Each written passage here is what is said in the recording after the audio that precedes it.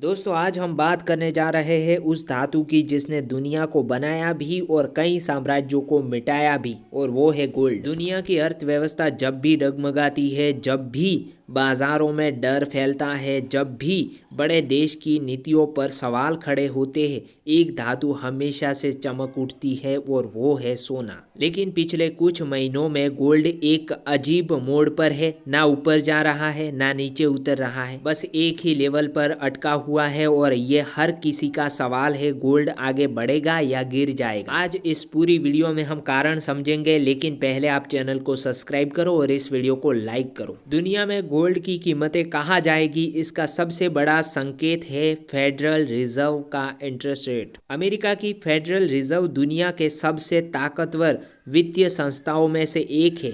इसके मुखिया पोवेल है, लेकिन पोवेल का कार्यकाल अब खत्म होने वाला है। और डोनाल्ड ट्रंप जो खुद गोल्ड और डॉलर पर खुलकर बोलते हैं, उन्होंने पोवेल पर आरोप लगाए, he is the slowing American growth, he should be remove immediately. दोनों के बीच में सालों से तनाव चल रहा है। अगर इंटरेस्ट रेट बढ़ता है तो निवेशक क्या करते हैं? इसका सीधा जवाब, पैसा गोल्ड में नहीं जाता, बैंक्स, बॉन्ड्स और ट्रेजरी बिल में ब्याज ज़्यादा मिलता है। लेकिन अब इंटरेस्ट रेट घटता है तो लोग डरते हैं कि ब्याज कम मिलेगा तो पैसा कहाँ जाएगा, और वे सब दौड़ पड़ते हैं गोल्ड में। यही वजह है कि हर बार फेड रेट कट गोल्ड को ऊपर धकेलता है। लेकिन अभी भी फेड ने साफ कह दिया है कि दिसंबर में रेट ना ही बढ़ेंगे और ना ही घटेंगे, यानी बाजार अटक गया और गोल्ड भी अटक गया। अब इनके बाद कौन आएगा? तो ट्रंप ने 3 नाम बताए हैं। ये तीनों लोग ट्रंप के समर्थित माने जाते हैं। इनका आने का मतलब है फेड रेट कट होने की संभावनाएं बढ़ जाती है, और इसका सीधा मतलब गोल्ड 70% संभावनाओं से भी ऊपर जाएगा। ये वही जगह है जहां अचानक से मार्केट एक्टिव हो गया है। कुछ बड़े अमेरिकी वित्तीय पत्रकार के अनुसार दिसंबर में फेड रेट कट संभव है।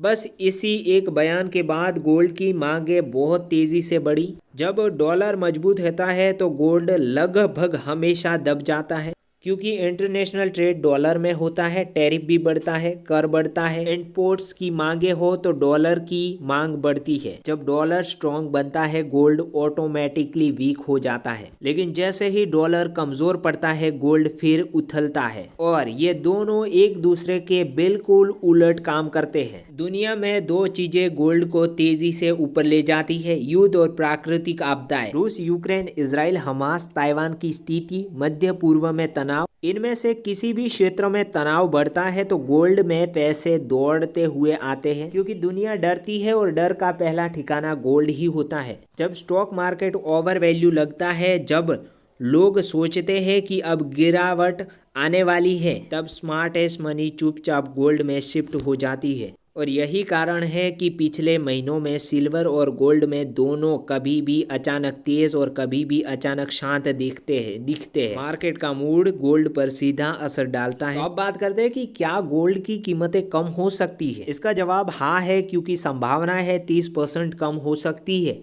लेकिन अगर फेड रेट अचानक से बढ़ा दिया जाए, अगर डॉलर अचानक स्ट्रॉन्ग हो जाए, अगर जियोपॉलिटिकल टेंशन कम हो जाए, तब गोल्ड की कीमतें घट सकती हैं। 30% यानी 85,000 से 90,000 की रेंज में गोल्ड आ सकता है। लेकिन अभी ये सारी चीजें होने की संभावनाएं नहीं लग रही है।